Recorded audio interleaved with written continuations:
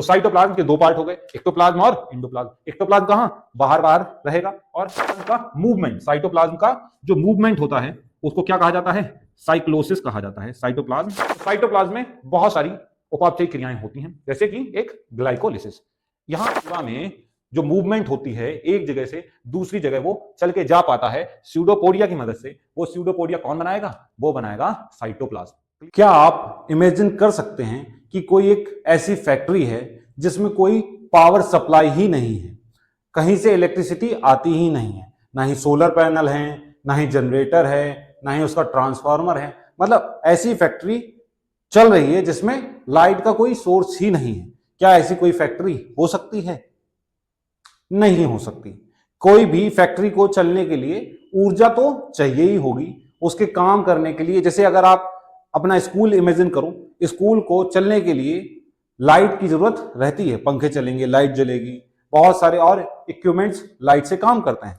ये आप जिस फोन से ये वीडियो देख रहे हैं उसको भी चलने के लिए किसी ना किसी प्रकार का एनर्जी चाहिए होता है। जब तक वो चार्ज नहीं होगा तब तक वो काम नहीं करेगा। चार्ज है तो काम कर रहा है, दोबारा से उसको चार्ज करना पड़ता है। अब ये सोचिए आपके आसपास इतने सारे इक्विपमेंट्स जो हैं उनको चलने के लिए किसी ना किसी प्रकार की ऊर्जा चाहिए होती है। तो क्या लिविंग बीइंग्स को ऊर्जा नहीं चाहिए होगी? जी बिल्कुल चाहिए होगी। तो लिविंग ऑर्गेनिज्म में ऊर्जा बनाने का काम कौन करता है? हर एक पादप में और जंतु में, हर एक कोशिका में एक कोशिकांग पाया जाता है जो ऊर्जा उत्पन्न करता है, जिसको power house of the cell के नाम से भी जाना जाता है। इसको कहते हैं माइटोकॉन्ड्रिया। आज हम लोग माइटोकॉन्ड्रिया के बारे में पढ़ने वाले हैं। इसके पहले लेक्चर में हम लोगों ने कोशिकांग के बारे में जाना था कि कोशिकांग क्या होते हैं, कितने प्रकार के होते हैं, डबल मेम्ब्रेनस कौन कौन से सेल ऑर्गेनील होते हैं, कमेंट डाउन करके आपको बताना है। मेम्ब्रेन लेस सेल ऑर्गेनील कौन कौन से हैं ये भी आपको बताना है। हम लोग कोशिका की जर्नी में निकले हुए हैं, कोशिका के बारे में जान रहे हैं, कोशिका को बिल्कुल फैक्ट्री की तरह समझ रहे हैं। हम लोगों ने इसमें बहुत सारी बातें कर ली हैं। आज हम लोगों को एक मुख्य ऑर्गेनील कोशिकांग माइटोकॉन्ड्रिया पर बात करनी है जो बहुत ही इंपॉर्टेंट होता है। आपका हर साल पेपर में इससे क्वेश्चन जरूर बनता है, तो इसको बड़ा ध्यान से देखिएगा। और आपको लग ही रहा होगा ये वीडियो पहले ही शूट हो गया था लेकिन उसमें वॉइस रिकॉर्ड नहीं हो पाई, जिस वजह से मुझे ये दोबारा से रिकॉर्ड करना पड़ रहा है। चिंता मत कीजिएगा, आपको ये भी अच्छे से समझ में आएगा।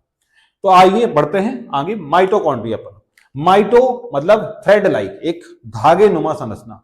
कॉन्ड्रिया मतलब ग्रेन्यूल्स, जिस पे दाने लगे होते हैं। एक ऐसा कोशिकांग जो लगभग धागे जैसा होता है, अलग शेप होता है लेकिन इसमें ऐसी संरचनाएं दिखती हैं, इसको माइटोकॉन्ड्रिया बोलते थे।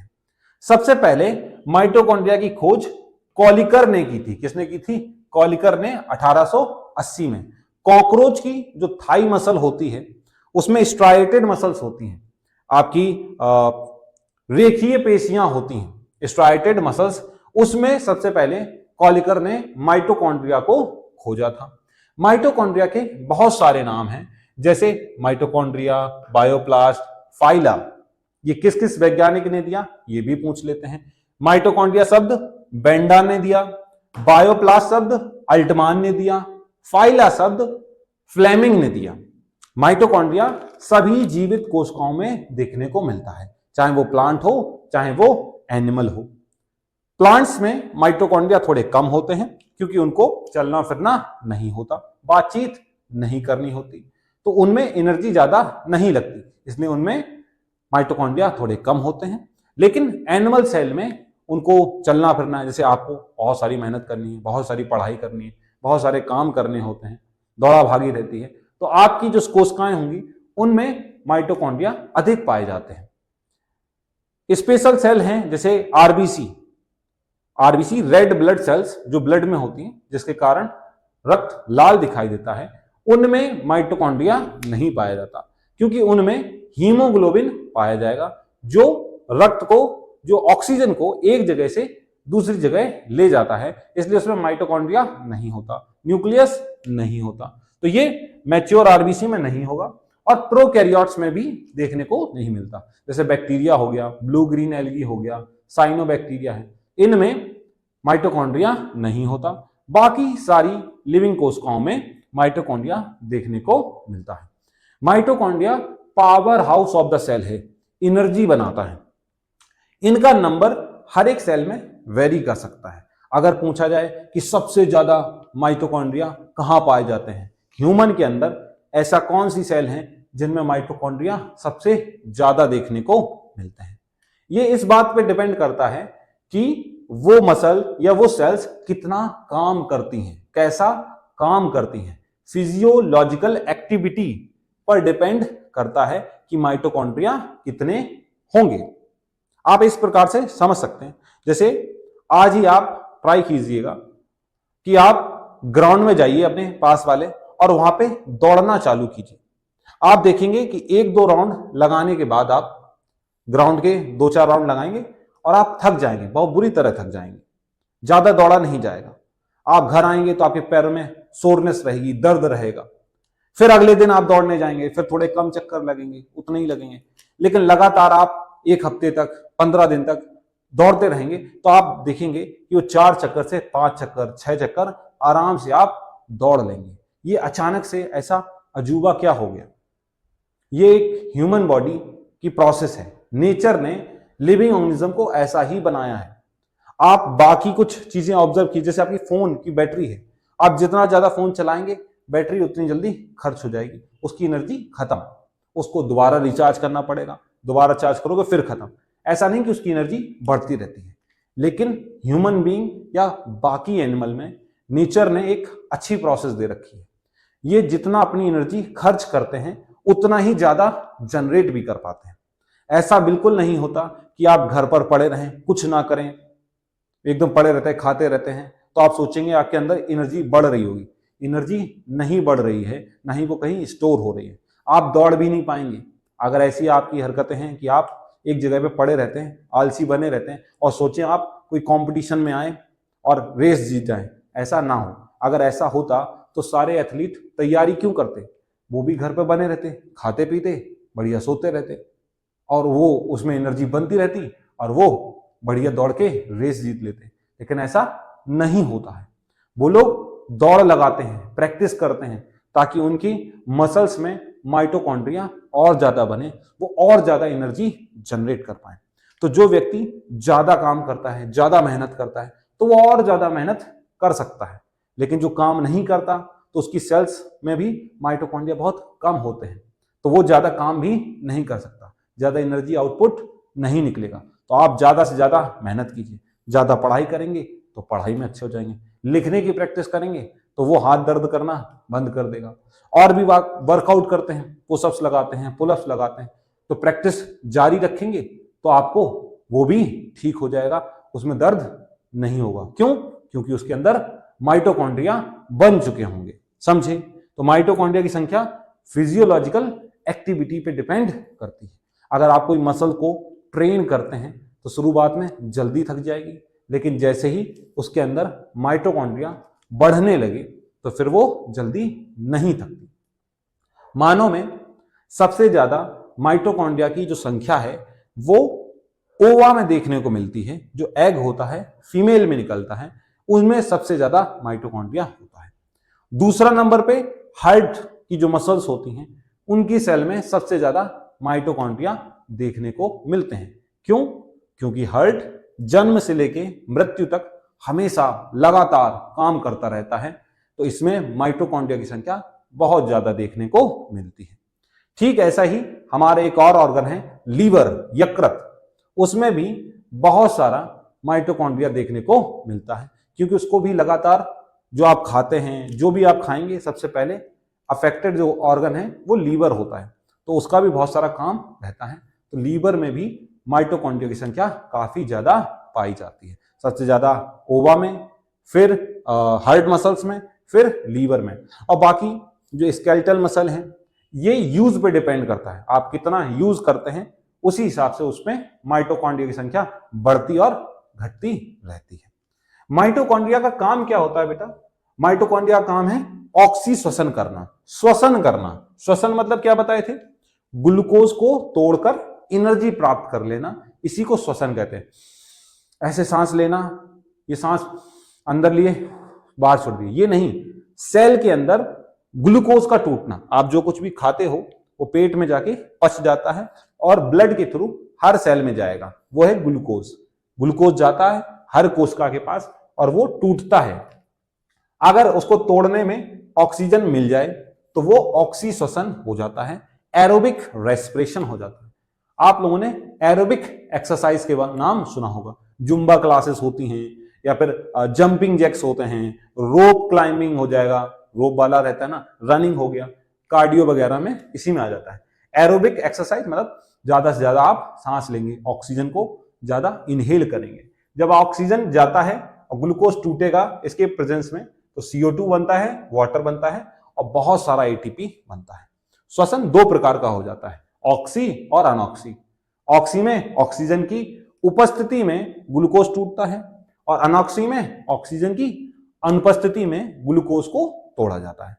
जो श्वसन है ऑक्सी श्वसन, ये माइटोकॉन्ड्रिया के अंदर होगा जिससे ATP बनेगा। ATP क्या होता है? Energy currency of cell. ये तो फुल फॉर्म आपको भूलना ही नहीं है, मोस्ट इंपॉर्टेंट है, सीधा सीधा क्वेश्चन आपको देखने को मिलेगा। क्या फुल फॉर्म होता है? Adenosine triphosphate. इसमें एनर्जी होती है, हम बोल पा रहे हैं तो मेरे अंदर जो ATP है वही लग रही है जिसके कारण मैं बोल पा रहा हूं, एनर्जी दे पा रहा हूं। इसलिए माइटोकॉन्ड्रिया को power house of the cell बोला जाता है।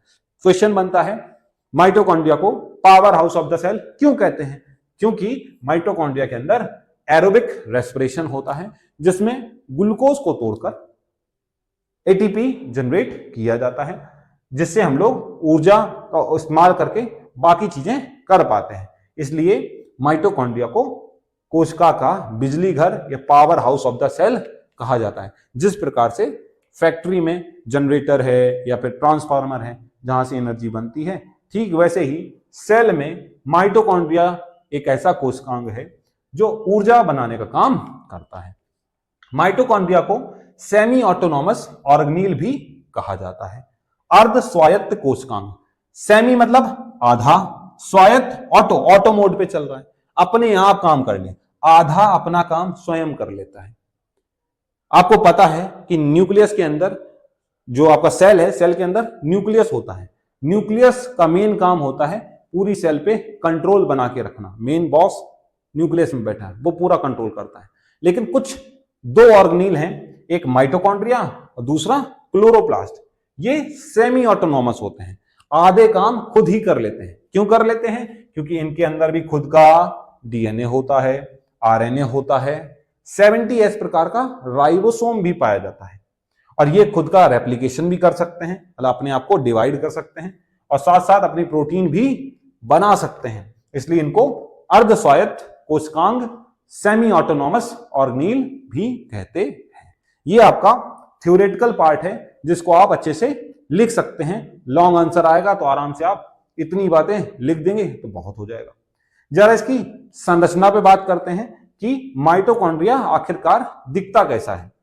माइटोकॉन्ड्रिया कोशिका के अंदर पाए जाने वाला दोहरी झिल्ली वाला कोशिकांग होता है। दोहरी झिल्ली वाले कोशिकांग जैसे न्यूक्लियस, क्लोरोप्लास्ट और आपका माइटोकॉन्ड्रिया। प्लांट सेल में सबसे बड़ा न्यूक्लियस होगा, फिर क्लोरोप्लास्ट होगा, फिर माइटोकॉन्ड्रिया होगा। लेकिन एनिमल सेल में क्लोरोप्लास्ट नहीं होता, तो दूसरा सबसे बड़ा ऑर्गेनील माइटोकॉन्ड्रिया ही होता है। माइटोकॉन्ड्रिया का जो आकार होता है वो सॉसेज शेप्ड होता है। क्या ऐसा? सॉसेज शेप्ड, एक नॉनवेज आइटम है सॉसेज, वैसा दिखता है। या फिर आप अंडाकार बोल सकते हो, ओव्यूल शेप का भी देखने को मिलता है, जूती शेप का भी बोल सकते हो, वैसा दिखता है। ये कुछ आकार बनाया है। जो माइटोकॉन्ड्रिया होता है वो डबल मेम्ब्रेनस होता है, आपको दिख रहा होगा। जूम करके देखिए, इस साइड पे आप जूम करेंगे बढ़िया क्लियर दिखाई देगा।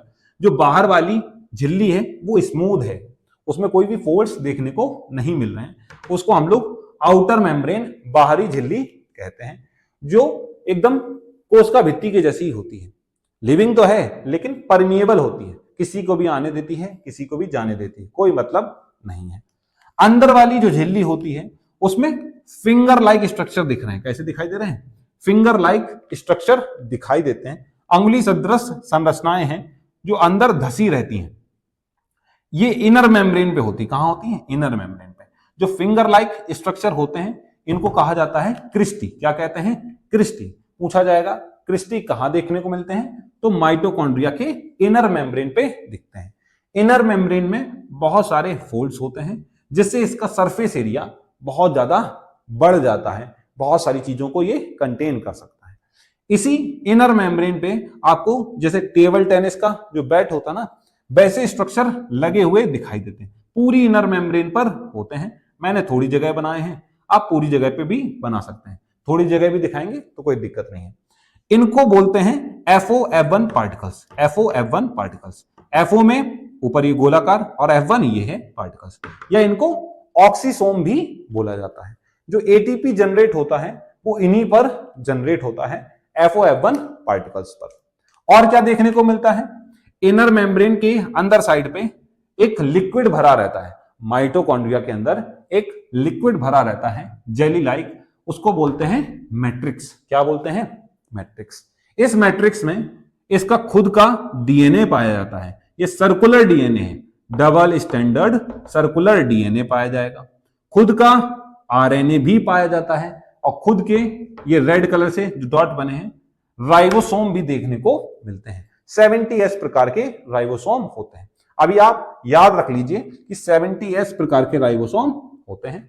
जब राइबोसोम पढ़ाऊंगा तो बता दूंगा कि 70S और 80S क्या होता है। अभी सिंपल सा, माइटोकॉन्ड्रिया के अंदर कौन से राइबोसोम होते हैं? 70S प्रकार के राइबोसोम होते हैं। खुद का DNA है, RNA है, राइबोसोम है, जिसकी मदद से ये खुद की कुछ प्रोटीन्स बना लेता है और मदद करता है कोशिका को ऊर्जा देकर। पावर हाउस है। इसके अंदर जो ऊर्जा बनती है वो क्रैब साइकिल्स के थ्रू बनेगी। एक क्रैब साइकिल होगी, ETS सिस्टम होगा, जो आपको 11th में पढ़ना है। अभी सिर्फ नाम जान लो। पूछा जाएगा क्रैब साइकिल कहां होती है? तो माइटोकॉन्ड्रिया के मैट्रिक्स में होती है, अंदर साइड पर होती है। माइटोकॉन्ड्रिया की इनर मेम्ब्रेन पर एक एंजाइम पाया जाता है जो रेस्पिरेशन में हेल्प करता है।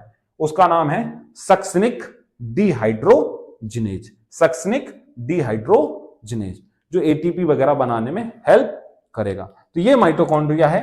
माइटोकॉन्ड्रिया किस प्रकार से ऊर्जा बनाता है इसके बारे में हम लोगों ने अच्छे से बात कर ली है। अगर आपको कोई भी डाउट हो तो ये गिवन नंबर्स, जो नंबर है व्हाट्सएप नंबर, आप उस पर मैसेज कर सकते हैं, इंस्टा ID पे DM कर सकते हैं, ईमेल पर भी अपनी क्वेरीज को पूछ सकते हैं। और यूट्यूब तो आपके लिए है ही, कमेंट सेक्शन खुला हुआ है। आपके जो भी डाउट हो अच्छे से आप पूछिए। मैं आपका हर एक डाउट क्लियर करने के लिए रेडी बैठा हूं, तैयार हूं आपकी मदद करने के लिए। आपका बस कमेंट करना जरूरी है। कमेंट कीजिए, डाउट्स पूछिए और बढ़िया से पढ़ाई कीजिए। कोई टेंशन नहीं लेनी। सारा कोर्स अच्छा स्मूथली चल रहा है, कोई प्रॉब्लम नहीं होगी। ओके, तब तक थैंक यू। जय हिंद, जय भारत।